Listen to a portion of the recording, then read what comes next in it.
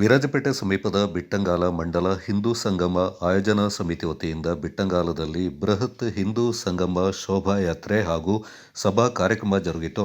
ಬಿಟ್ಟಂಗಾಲದ B Shettigeri ಜಂಕ್ಷನ್ನಿಂದ ಶೋಭಾಯಾತ್ರೆ ಪ್ರಾರಂಭಗೊಂಡು ಆರ್ಕೆಎಫ್ ಸಭಾಂಗಣದವರೆಗೆ ಸಾಗಿ ಬಂತು.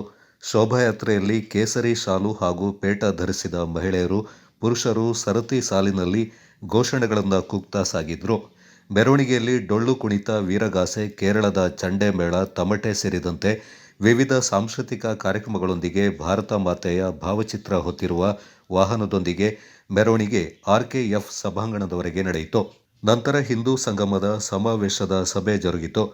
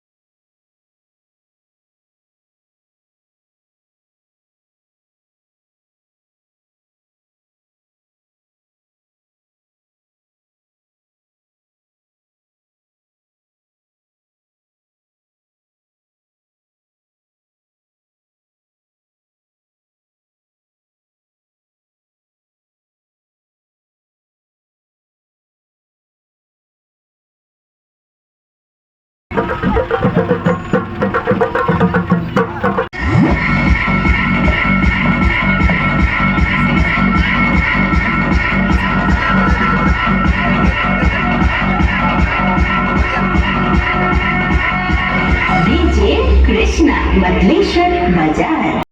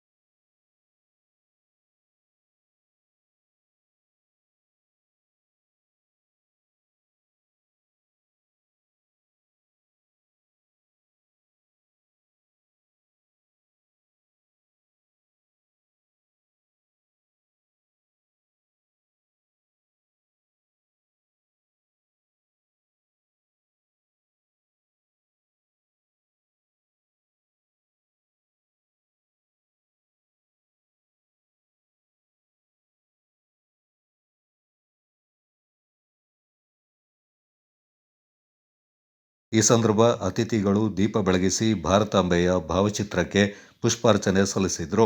ಮುಖ್ಯ ಅತಿಥಿಯಾಗಿ ಪಾಲ್ಗೊಂಡಿದ್ದ ಸ್ವಯಂ ಸೇವಕ ಸಂಘದ ಪ್ರಮುಖರಾದ ಪಿಎನ್ ವಿನೋದ್ ಮಾತನಾಡಿ, ಭಾರತೀಯ ಸಂಸ್ಕೃತಿಯನ್ನ ರಕ್ಷಿಸುವುದೊಂದೇ ನಮ್ಮ ಧರ್ಮ. ಪೂರ್ವಜರಿಂದ ಉಳಿಸಿಕೊಂಡು ಬಂದಿರುವ ಸಂಸ್ಕೃತಿಯನ್ನ ಮನದಟ್ಟು ಮಾಡಿಕೊಂಡು ಸಮಾಜದಲ್ಲಿ ಮಕ್ಕಳನ್ನ ಶ್ರೇಷ್ಠರನ್ನಾಗಿ ಬೆಳೆಸಬೇಕೆಂದರು.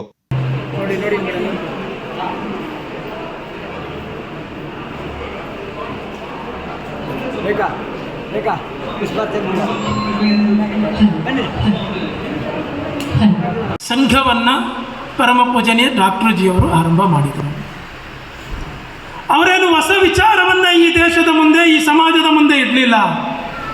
ಬದಲಾಗಿ ನಮ್ಮ ಪೂರ್ವಜರು ಯಾರು, ನಮ್ಮ ಇತಿಹಾಸ ಏನು, ನಮ್ಮ ಅಗಾಧವಾಗಿರತಕ್ಕಂಥ ಸಂಸ್ಕೃತಿ ಏನು ಅನ್ನುವಂಥದ್ದನ್ನು ತಿಳಿಸುವ ಕೆಲಸವನ್ನು ಅವರು ಮಾಡಿದರು. ಹಾಗಿದ್ರೆ ಭಾರತವಾಗಿ ಉಳಿಯಲಿಕ್ಕೆ ನಮ್ಮ ದೇಶದ ಅನೇಕ ಮಹಾಪುರುಷರುಗಳು ಜೀವನವನ್ನು ತೆತ್ತಿದ್ದಾರೆ.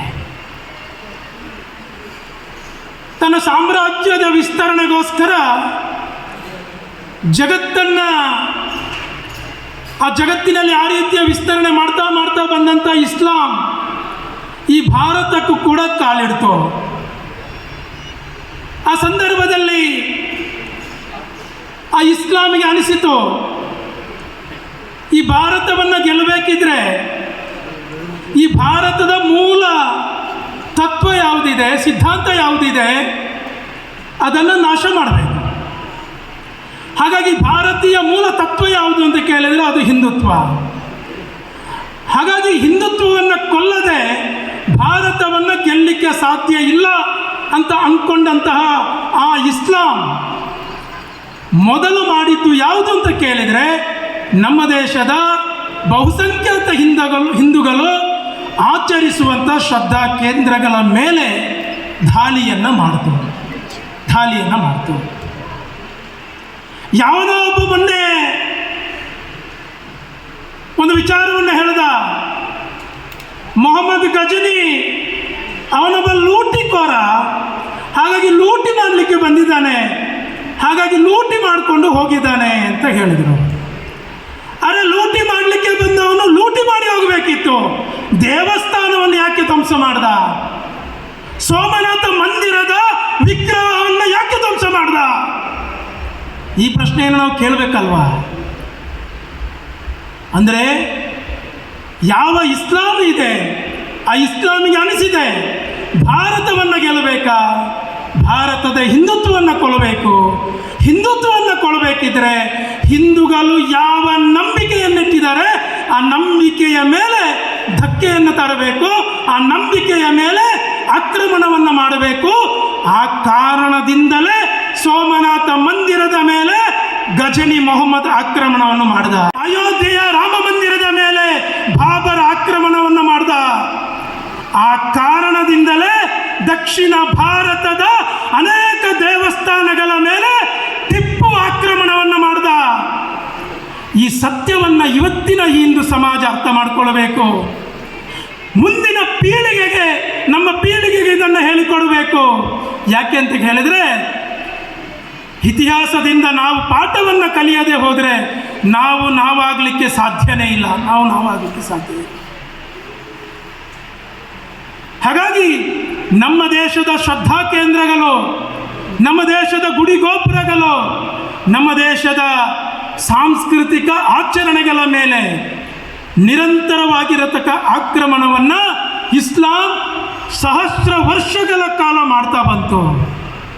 ಹಾಗೆ ನೋಡಿದರೆ ಜಗತ್ತಿನ ಯಾವ ದೇಶದ ಮೇಲೂ, ಅಂದರೆ ಭಾರತದ ಮೇಲಾದಷ್ಟು ದಾಳಿ ಜಗತ್ತಿನ ಯಾವ ದೇಶದ ಮೇಲೂ ಆಗಲಿಲ್ಲ. ಆದರೆ ಸಹಸ್ರ ವರ್ಷಗಳ ಸಂಘರ್ಷವನ್ನು ಎದುರಿಸಿ ಬದುಕಿ ಬಾಳಿರುವಂತಹ ಏಕೈಕ ಸಮಾಜ ಅಂತ ಹೇಳಿದರೆ ಅದು ಹಿಂದೂ ಸಮಾಜ. ಕಾಸರಗೋಡಿನ ಪ್ರಚಾರಕ್ ಸ್ವಯಂ ಸೇವಕ ಸಂಘದ ಸಂಘಟನಾ ಕಾರ್ಯದರ್ಶಿ ಪ್ರಶಾಂತ್ ದಿಕ್ಸೂಚಿ ಭಾಷಣ ಮಾಡಿ ಸನಾತನ ಹಿಂದೂ ಧರ್ಮದ ನೀತಿ ನಿಯಮವನ್ನು ಪಾಲಿಸುವಂತೆ ಯುವ ಪೀಳಿಗೆಗೆ ಕರೆ ನೀಡಿದರು. ವಿಭಜನೆಯನ್ನ ಮಾಡಿ ಭಾರತವನ್ನು ಇಬ್ಬಾಗ ಮಾಡಬೇಕು ಅಂತ ಪ್ರಯತ್ನ ಪಟ್ಟರು. ಭಾರತ ಎಲ್ಲಿವರೆಗೆ ಹಂಚಿ ಹರಿದಿತ್ತು ಅಂತ ಹೇಳಿದರೆ, ಅಫ್ಘಾನಿಸ್ತಾನದಲ್ಲಿ ಪ್ರಸ್ತುತ ತಾಲಿಬಾನ್ ಆಡಳಿತ ನಡೆಸುವಂತಹ ಪಂಜಶೀರ್ ಎಂಬ ಪ್ರದೇಶದವರೆಗೆ ನಮ್ಮ ಭಾರತ ವಿಸ್ತರಿಸಿತ್ತು. ಪಂಜಶೀರ್ ಅಂತ ಹೇಳಿದರೆ 5 ಸಿಂಹಗಳ ನಗರ. 5 ಸಿಂಹಗಳು ಯಾರು ಅಂತ ಹೇಳಿದ್ರೆ ನಮಗೆಲ್ಲರಿಗೂ ಗೊತ್ತಿರುವಂತಹ ವಿಚಾರವೇ, ಪಂಚ ಪಾಂಡವರು ಹೋಗಿ ನಡೆದು ಓಡಾಡಿದಂತಹ ಪ್ರದೇಶ, ಅದು ಭಾರತಾಂಬೆಯ ಪ್ರದೇಶವಾದಂತಹ ಪಂಚಶೇರ್ ಕೂಡ ನಮ್ಮಲ್ಲಿ ಇತ್ತು. ಅದನ್ನು ಪರಕೀಯರ ದಾಳಿಯಿಂದಾಗಿ ಅದು ವಿಭಜನೆಗೊಂಡು ಹೋಗುವಂತಹ ಸಂದರ್ಭದಲ್ಲಿ ಮುಂದಾಲೋಚನಾ ಮನೋಭಾವದಿಂದಾಗಿ ಡಾಕ್ಟರ್ ಜಿ ಅವರು ಸಂಘವನ್ನು ಕಟ್ಟಿದರು. ಸಂಘ ಕಟ್ಟಿದ ನಂತರವೂ ಕೂಡ ಹಲವಾರು ವಿರೋಧಗಳಿಗೆ ವ್ಯಕ್ತವಾಯಿತು. ಹಲವಾರು ಬಾರಿ ನಿರ್ಬಂಧನೆಗಳಿಗೆ ಏರ್ಪಟ್ಟರೂ ಕೂಡ ರಾಷ್ಟ್ರೀಯ ಸ್ವಯಂ ಸೇವಕ ಸಂಘ ಇಂದು ಎಲ್ಲ ಹಿಂದೂಗಳು ಎದೆತಟ್ಟಿ ನಿಲ್ಲುವಂತಹ ಒಂದು ಸಂಘವಾಗಿ ಬೆಳೆದಿದೆ. ಅದರಲ್ಲಿ ಹಲವಾರು ಜನರ ಹಗಲು ರಾತ್ರಿಯ ಪ್ರಯತ್ನಗಳಿದೆ. ಇಂದು ಭಾರತದ ಹಳ್ಳಿಯಲ್ಲಿಯೂ ಕೂಡ ಸಂಘ ಬೆಳೀತಾ ಇದೆ. ಪ್ರಸ್ತುತ ಸಂದರ್ಭದಲ್ಲಿ ಹಿರಿಯರಲ್ಲಿ ಮಾತಾಡುವಾಗ ಹಿರಿಯರು ಕೆಲವರು ಹೇಳ್ತಾರೆ, ಮುಂದೆ ನನ್ನ ತಲೆಮಾರು ಸಂಘವನ್ನು ಬೆಳೆಸ್ತಾರ ಅಂತ ಹೇಳೋದು ನನಗೆ ಒಂದು ಭಯದ ವಾತಾವರಣದಲ್ಲಿ ಇದೆ ಅಂತ. 35ರಿಂದ 40 ವಯಸ್ಸಿನ ಯುವಕನಾಗಿ ನಾನಿಂದು ಎದೆ ತಟ್ಟಿ ಹೇಳಬಲ್ಲೆ, 2026ರಲ್ಲಿ ಇರುವ ಸಂಘವಾಗಿರೋದಿಲ್ಲ. 2036-46ರಲ್ಲಿ ಸಂಘವು ಇನ್ನಷ್ಟು ಬಲಶಾಲಿಯಾಗಿ ಭಾರತ ರಾಷ್ಟ್ರದಲ್ಲಿ ಧರ್ಮವನ್ನು ಉಳಿಸುವಂತಹ ಪ್ರಯತ್ನವನ್ನ ಮುಂದಿನ ತಲೆಮಾರು ಜೆನ್ಸಿ ಅಂತ ಏನು ಹೇಳ್ತಾ ಇದ್ದೇವೆ, ಆ ತಲೆಮಾರು ಮಾಡೇ ಮಾಡುತ್ತದೆ ಎನ್ನುವಂತಹ ದೃಢ ವಿಶ್ವಾಸ ನಮ್ಮಲ್ಲಿದೆ. ರಾಷ್ಟ್ರೀಯ ಸ್ವಯಂ ಸೇವಕ ಸಂಘದ ಕಾರ್ಯಗಳು ಏನು? ಯಾವುದೇ ಬಲಪ್ರಯೋಗವನ್ನು ಮಾಡದಂತೆ ನಾನು ಹೇಳಿದ ರೀತಿಯಲ್ಲಿ ಸ್ವಯಂ ಸೇವಕರಾಗಿ ಬಂದು ರಾಷ್ಟ್ರವನ್ನು ಕಟ್ಟುವಂತಹ ಕೆಲಸವನ್ನು ಮಾಡ್ತಾ ಇದೆ. ಸ್ವಯಂ ಸೇವಕರಾಗಿ ಬಂದವರು ಏನು ದೊಡ್ಡ ಮಹಾ ಮೇಧಾವಿಗಳಾಗಿದ್ದಾರೆ ಸಂಘದಲ್ಲಿ ಅಂತ ಕೇಳಿದರೆ, ಪ್ರಸ್ತುತ ಭಾರತ ರಾಷ್ಟ್ರದ ಪ್ರಧಾನಮಂತ್ರಿ ಯಾರು ಅಂತ ಕೇಳಿದರೆ ಸಂಘ ಪರಿವಾರದಿಂದ ಬಂದಂತಹ ವ್ಯಕ್ತಿ. ಪ್ರಸ್ತುತ ರಾಷ್ಟ್ರದಲ್ಲಿ ಆಡಳಿತ ಮಾಡ್ತಾ ಇರತಕ್ಕಂತಹ ಪಕ್ಷವನ್ನು ಕಟ್ಟಿದವರು ಯಾರು ಅಂತ ಕೇಳಿದರೆ ಅವರ ಭದ್ರ ಬುನಾದಿಯನ್ನು ಹಾಕಿಕೊಟ್ಟಿರೋದು ಕೂಡ ರಾಷ್ಟ್ರೀಯ ಸ್ವಯಂ ಸೇವಕ ಸಂಘ. ಪ್ರಮುಖರಾದ ಕುಪ್ಪಂಡ ಮನು ಪೂವಯ್ಯ, ನಾಣಮಂಡ ವೇಚು ಮಾದಯ್ಯ, ಹಿಂದೂ ಸಂಗಮ ಆಯೋಜನಾ ಸಮಿತಿಯ ಗಣೇಶ್ ಗೌಡ, ರೇಖಾ ಗಣೇಶ್, ಅಮ್ಮಣಿ ಚಂಡ ರಂಜು ಸೇರಿದಂತೆ ಮತ್ತಿತರರು ಪಾಲ್ಗೊಂಡಿದ್ದರು.